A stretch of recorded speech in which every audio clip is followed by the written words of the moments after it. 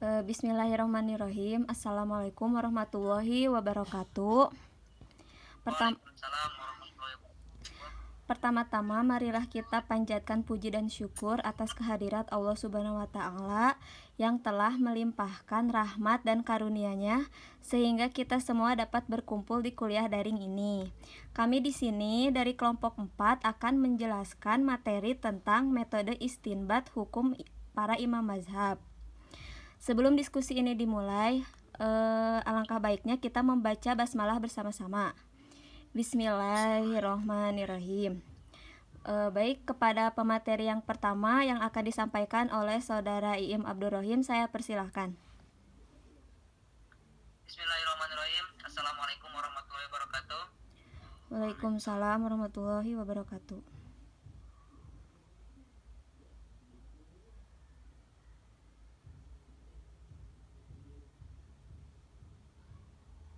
Istinbat berasal dari kata benda atau disebut anabat, bentuk masdar dari nabata yang butuh nabatat, yang berarti air yang keluar dari dalam sumur yang kali pertama digali oleh Al-Fahridi.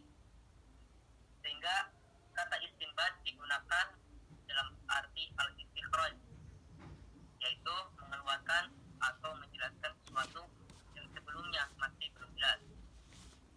Secara terminologi, kata istinbat berarti upaya mengeluarkan makna dari nas Al-Quran dan As-Sunnah yang berkaitan dengan hal-hal yang sulit, yang penting dengan mencurahkan kekuatan nalar kemampuan yang optimal.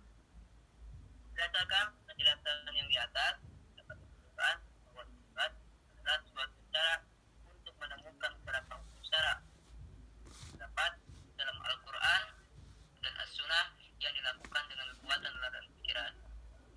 Selanjutnya, saya akan menjelaskan yaitu metode hukum Imam Mazhab Syafi'i.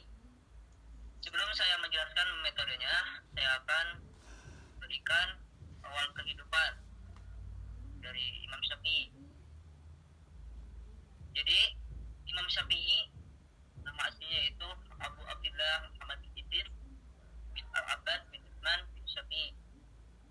Kata beliau bertemu dengan Nabi Rasulullah SAW pada kakeknya Abdul Manaf. Imam Syafi'i lahir pada bulan Rajab pada tahun 150 Hijriah. Tidak lama kelahiran beliau, ayah beliau wafat. Ibu beliau bernama Fatimah Al-Azdiyah, salah satu kabilah di Yaman. Imam Syafi'i kecil memiliki kecerdasan yang mengagumkan serta kecepatan hafalan yang luar biasa. Selanjutnya saya akan menjelaskan yaitu metode dari istinbat hukum mazhab Syafi'i. Menurut Rasyad Hasan Al-Khalil, dalam istinbat hukum Imam Syafi'i menggunakan 5 sumber. Pertama yaitu nas-nas baik Al-Quran dan Sunnah yang merupakan sumber utama bagi fikih Islam. Kedua yaitu ijma, merupakan salah satu dasar yang dijadikan hujjah oleh Imam Syafi'i. Berarti urutan setelah Al-Quran dan As-Sunnah. Yang ketiga yaitu pendapat para sahabat Imam Syafi'i, membagi pendapat sahabat kepada 3 bagian. Yang pertama yaitu sesuatu yang sudah disepakati seperti ijma mereka untuk membiarkan lahan pertanian hasil rampas dan perang tetap dikelola oleh pemiliknya.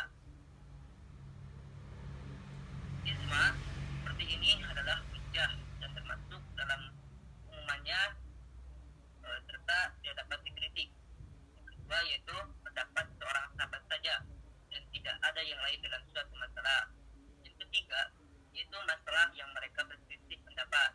Dalam hal ini, Syafi'i akan memilih salah satunya yang paling dekat dengan Al-Quran, Sunnah atau Sunnah. Yang selanjutnya yaitu qiyas.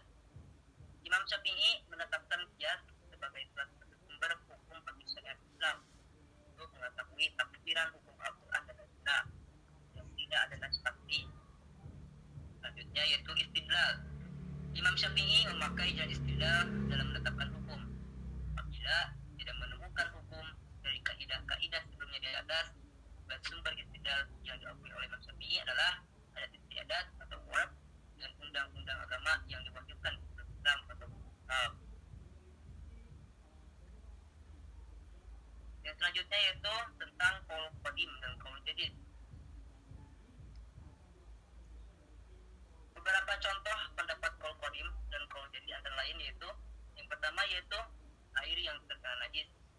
Qaul qadimnya yaitu air yang sedikit dan kurang dari 2 kula atau kurang dari ukuran yang telah ditentukan. Dikategorikan air yang najis selama air itu tidak berubah. Qaul jadidnya yaitu air yang sedikit dan kurang dari 2 kula atau kurang dari ukuran yang telah ditentukan, tidak dikategorikan air najis apakah berubah atau tidak. Contoh yang kedua yaitu zakat buah-buahan. Qaul qadimnya yaitu wajib mengeluarkan zakat buah-buahan walaupun yang tidak tahan lama. Qaul jadidnya tidak wajib mengeluarkan zakat buah-buahan yang tidak tahan lama. Yang terakhir yaitu membaca tolbiyah. Dalam tawaf qaul qadimnya yaitu sunat hukumnya membaca tolbiyah dalam melakukan tawaf. Qaul jadidnya yaitu tidak sunat membaca tolbiyah dalam melakukan tawaf. Secara singkatnya sudah disebutkan hukum mazhab Syafi'i. Itu yang pertama nas Al-Quran dan Sunnah, yang kedua ijma, yang ketiga pendapat para sahabat, yang keempat pendapat para sahabat yang berselisih, yang kelima menggunakan qiyas dan takhir. Selanjutnya yaitu tentang metode istinbat hukum mazhab Hanafi. Secara dasarnya, metode istinbat hukum bagi mazhab Hanafi dapat dipahami dari umpan berinya sendiri. Imam Abu Hanifah berkata, saya mengambil dari kitabullah jika ada, jika tidak saya temukan saya mengambil dari sunnah dan asar dari Rasulullah SAW yang sahih dan saya yakini kebenarannya. Jika tidak saya temukan dalam kitabullah dan sunnah Rasulullah SAW, saya cari perkataan sahabat, saya ambil yang saya butuhkan dan saya tinggalkan yang tidak saya butuhkan, dan saya tidak akan mencari yang di luar perkataan mereka jika permasalahannya berujung pada terakhir. Syafi'i al-Hasan, Ibnu Sirin dan Sa'id bin Musayyib. Beliau menganggap mereka adalah sahih. Saya akan beristihad sebagai mereka beristihad. Bertolak dari ungkapan beliau, dapat diketahui ada sekitar 7 usul al-istinbat yang digunakan oleh Imam Abu Hanifah yang pertama yaitu Al-Quran, yang kedua Sunnah, yang ketiga yaitu ijma, yang keempat perkataan sahabat, yang kelima qiyas, yang keenam lisan, yang terakhir yaitu qiyas. Mungkin hanya itu saja yang dapat saya sampaikan penjelasan. Kurang lebihnya saya serahkan kepada moderator. Terima kasih. Terima kasih kepada Saudara Im Abdul Rohim yang telah memaparkan materinya. Selanjutnya materi yang akan disampaikan oleh saya sendiri mengenai metode istinbat hukum mazhab Maliki. Imam Malik tidak menuliskan secara langsung dasar-dasar fikih yang menjadi pijakan dalam berijtihad, tetapi murid-muridnya kemudian menuliskan dasar-dasar fikih Malik dari beberapa isyarat yang ada dalam fatwa-fatwanya dalam kitabnya yaitu Muwatta.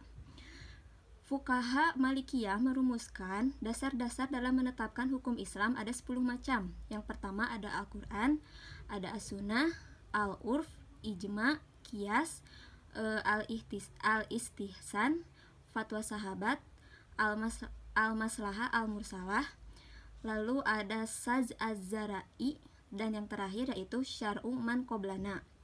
Nah, dari keterangan yang tadi sudah dijelaskan dapat disimpulkan bahwa metode dan dasar-dasar kajian fikih Malik sepenuhnya mengambil kerangka acuan mazhab ahli hadis yang muncul di Hijaz. Nah, ada beberapa hal yang menarik dari dasar-dasar mazhab Maliki. Pertama, Imam Malik mendahulukan perbuatan orang-orang Madinah sebelum qiyas, suatu metode yang tidak dipergunakan fuqaha lainnya. Lalu hal yang menarik yang kedua yaitu qaul sahabat. Imam Malik juga menganggap qaul sahabat sebagai dalil syar'i yang harus didahulukan daripada qiyas. Pendapat ini dianggap keras oleh seluruh ulama termasuk Syafi'i, sebab suatu dalil demikian para penyanggah hanya dapat diperoleh dari orang-orang maksum, sedangkan orang yang tidak maksum tidak dapat dijadikan dalil karena dia kemungkinan untuk salah. Lalu yang ketiga yaitu teori maslahah mursalah semula hanya dikenal dalam mazhab Maliki, kemudian mendapat pengakuan dari hampir semua mazhab meski dengan sebutan yang berbeda.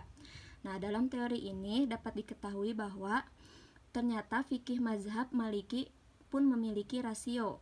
Nah, lalu yang keempat yaitu keteguhan Imam Malik dalam memegang tradisi orang-orang Madinah, lebih jelas lagi dalam penerimaan hadis ahad. Nah, menurut Imam Malik, suatu hadis ahad dapat diterima sepanjang tidak bertentangan dengan tradisi orang-orang di Madinah. Karena kedudukan dan perbuatan orang-orang Madinah sama dengan hadis mutawatir, sedangkan hadis mutawatir harus didahulukan daripada qiyas.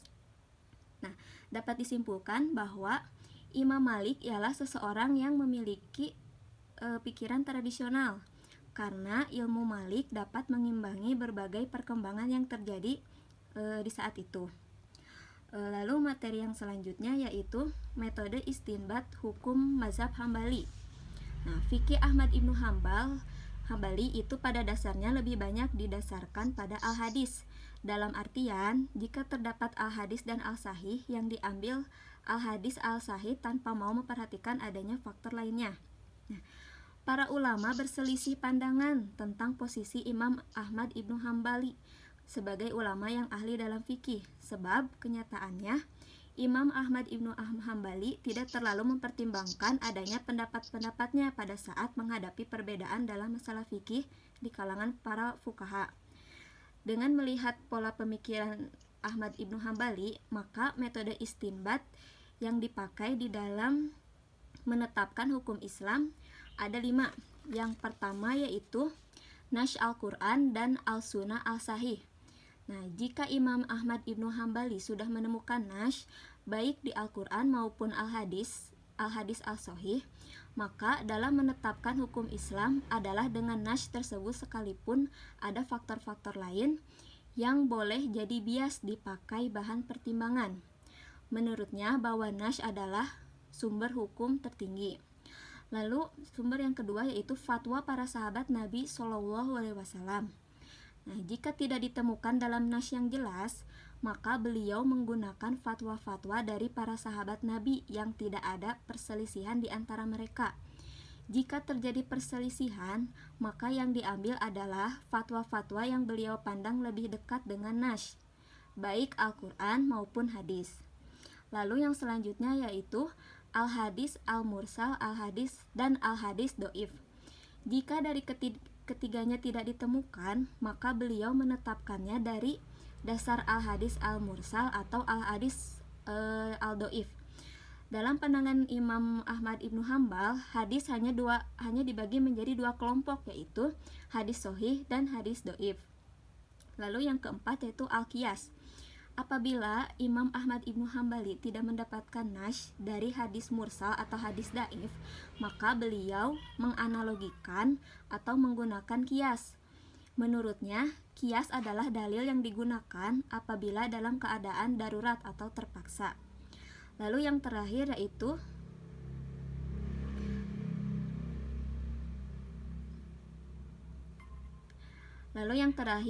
Sad al-Zara'i, yaitu melakukan tindakan preventif terhadap hal-hal yang negatif. Mungkin cukup sekian materi yang dapat kami sampaikan.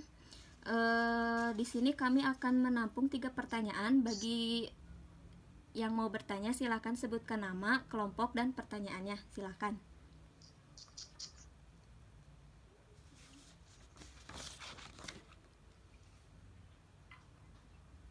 Silakan yang ingin bertanya. Halo. Oh iya, baik, Teh Tia, silakan.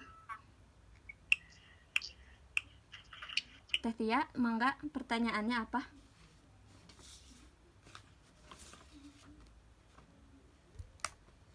Halo Teh Tia. Baik Teh Tia, mangga.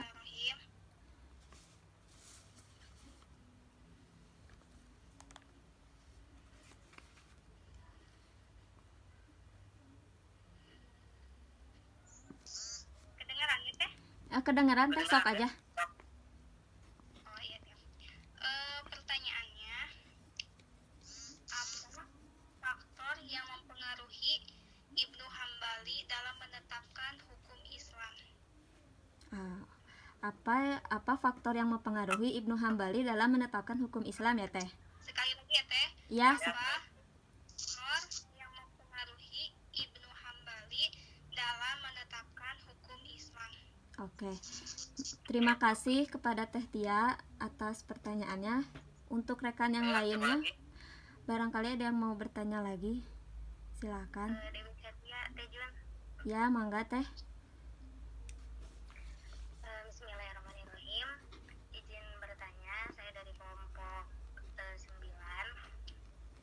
Dari metode istinbat yang tadi telah dipaparkan oleh kelompok Tejunita, salah satunya yaitu mengambil dari al-hadis mursal dan al-hadis dhaif, di mana menurut pandangan beliau hadis itu hanya dibagi dalam 2 kelompok, yaitu ada hadis sahih dan hadis dhaif.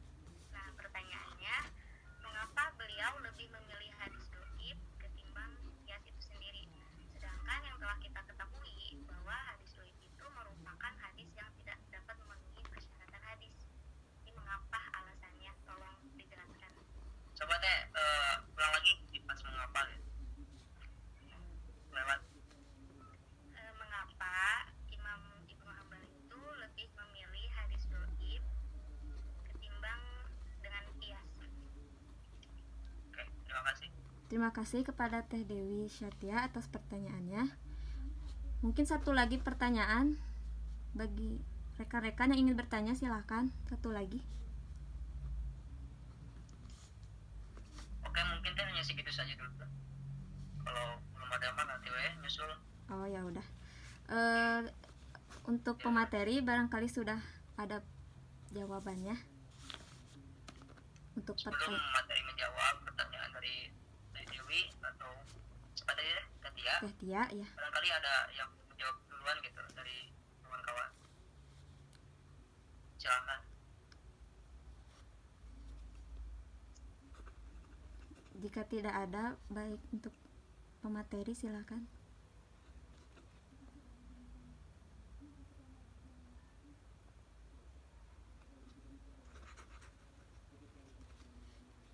Gimana Teh Junita mau jawab? Eh, Apa ya? bentar. Mungkin saya akan mencoba menjawab pertanyaan dari Teh Tia. Apa faktor yang mempengaruhi Ibnu Hambali dalam menetapkan hukum Islam? Yang menjadi faktor yang mempengaruhi Ibnu Hambali dalam menetapkan hukum Islam yaitu as-sunnah. Nah, Imam Ahmad Ibnu Hambali yaitu termasuk ahli al-hadis dan bukan sebagai ahli fikih. Maka tadi sudah dijelaskan di dalam makalah itu bahwa para ulama berselisih pandangan tentang posisi Imam Hambali yang sebagai ulama ahli bidang fikih. Sebab pada kenyataannya Imam Hambali itu tidak terlalu mempertimbangkan adanya pendapat-pendapat pada saat menghadapi perbedaan dalam masalah fikih di kalangan fuqaha. Karena beliau itu termasuk ke imam rihalah, ada juga pengaruhnya dalam menghadapi berbagai macam perubahan keadaan yang sudah tentu jauh berbeda dari keadaan di mana Nabi Muhammad SAW yang diketahuinya dari beberapa ahadis. Nah, dari faktor itulah beliau dalam menyikapi keadaan sosial maupun politik selalu menggunakan maslahah mursalah dan istihsan sebagai dasar hukumnya selama nas atau kaul al-sahabat tidak ditemukan. Nah, tercermin daripada pola pemikiran dari Ibnu Hambali yang sangat kuat dalam berpegang teguh kepada al-hadis, bahkan hal tersebut menjadikan dirinya terlalu takut menyimpang dari ketentuan al-hadis. Jadi pada intinya yang menjadi faktor yang mempengaruhi Ibnu Hambali dalam menetapkan hukum Islam itu adalah as-sunnah, karena Ibnu Hambali itu termasuk ke ahli al-hadis, ternyata bukan ahli fikih. Mungkin jawaban dari saya cukup sekian. Barangkali rekan-rekan ada yang mau menyanggah atau menambahkan jawaban atau pemateri pemateri yang lain, silakan apabila mau menambahkan. Nanti Ridwan ya kalau mau bertanya. Oh, Ridwan mau bertanya, silakan. Ya, boleh. Assalamualaikum. Iya, Ya. Tapi ya sobat pada ayana oke mangga. Boleh bertanya, bisa? Silahkan. Bisa banget. Jadi, Ban. Siap. Assalamualaikum warahmatullahi wabarakatuh. Waalaikumsalam warahmatullahi wabarakatuh. Saya Muhammad Ridwan dari kelompok berapa ya? Kelompok 11. Izin bertanya. Silahkan pertanyaannya. Yang tertera di dalam makalah bahwa ada qaul qadim dan qaul jadid.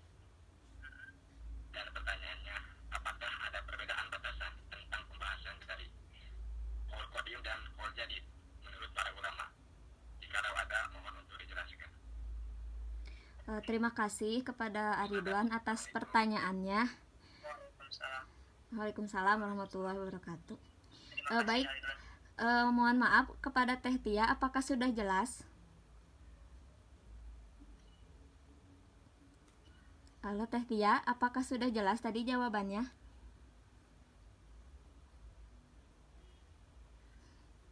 Teh Tia? Atau pemateri barangkali mau menjawab pertanyaan yang tadi? Mungkin tidak ada yang baik, saya akan menjawab dari pertanyaan division 2. Jadi pertanyaannya itu tadi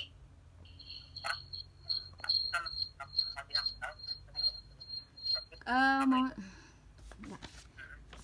daripada kias. Jadi gini ya, karena beliau pernah menyatakan bahwa berpegang kepada hadis dan doib lebih saya sukai daripada kias. Meskipun ya memang dilihat dari segi kegunaan hadis doib sangatlah kurang, sebab hadis tersebut tidak memenuhi bagian persyaratan.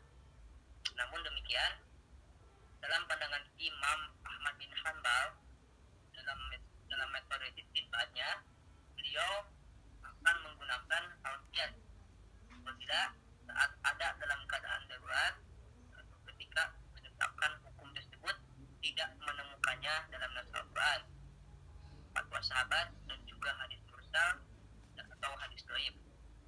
Sehingga dalam pokok pikiran beliau lebih mengutamakan hadis dhaif dibandingkan dengan qiyas. Mungkin kurang lebihnya begitu yang saya jadikan alasan. Gimana Dewi? Yona, ada yang menyanggah dari kawan-kawan? Barangkali ada yang mau ikut menjawab atau menyanggah, silakan. Ya, silakan bebas. Ayo Kang Persi. Tadi kan dilihat dari jawaban Aim, di mana al-qiyas itu digunakan oleh al-Imam Ahmad bin Hanbal saat dalam keadaan darurat. Nah, bisa nggak diberikan contoh pernyataan bahwa memang qiyas itu digunakan pada saat darurat, namun saat seperti apa darurat itu? Oke, terima kasih. Oke, terima kasih. Sebentar ya. Barangkali teman-teman yang lain ada yang mau ikut menjawab, menyanggah. Kang Rizky menyanggah, Kang Rizky, Kang Resa gimana?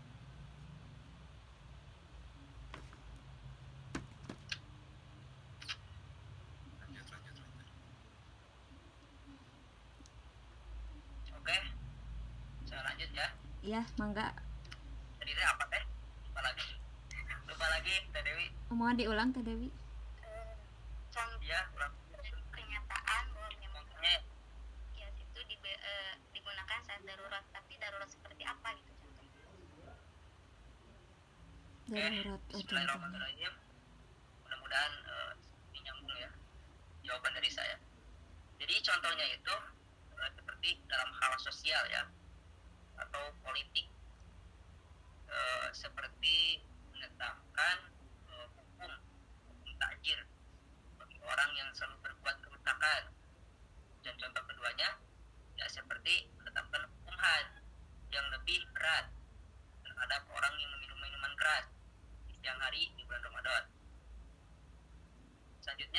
Ya, ada pun juga hal-hal yang berkaitan masalah hukum halal, seperti hal atau haram ya. Seperti Imam bin Hambal sangat teliti dia dalam mengkaji beberapa al-hadis dan sanadnya yang terkait dengannya.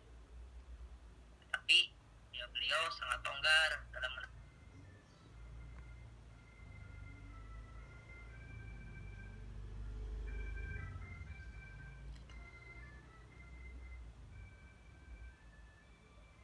Dewi. Cukup mungkin. Ya, terima Ya. kasih. Terima kasih. Tinggal pertanyaan dari Aridwan. Ridwan teh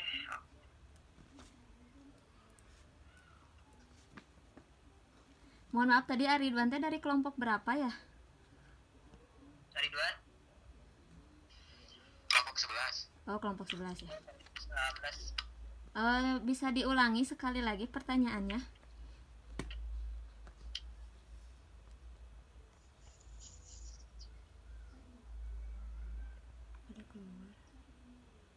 Halo Ridwan, Ridwan pertanyaannya boleh diulang?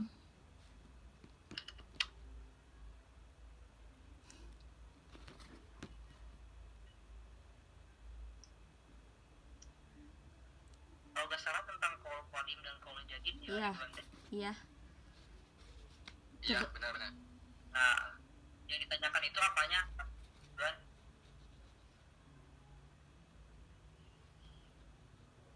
Gimana?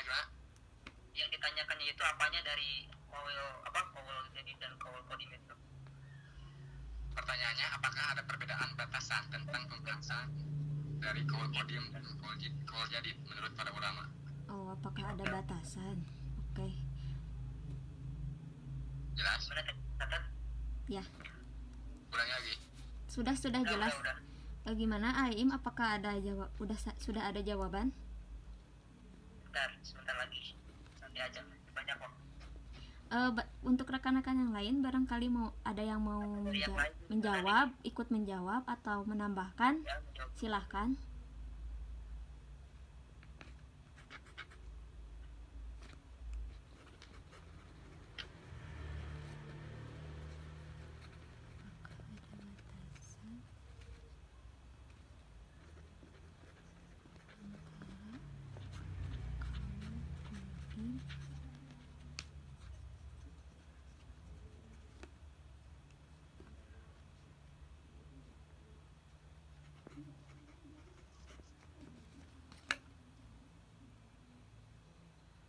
Mungkin nggak ada ya teh.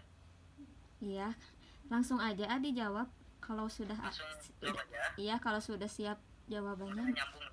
Ridwan. Oke, saya akan menjawab ya pertanyaan dari saudara Ridwan. Jadi perbedaan pendapat ulama tentang apa itu batasan qaul qadim ya dan qaul jadid.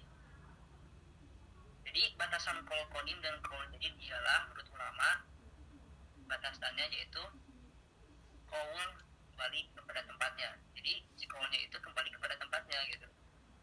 Seperti yang pertama, qaul qadim adalah kumpulan pernyataan Imam Syafi'i selama beliau di Baghdad, baik dalam bentuk tulisan, dikte ke murid maupun fatwa dan qaul jadid.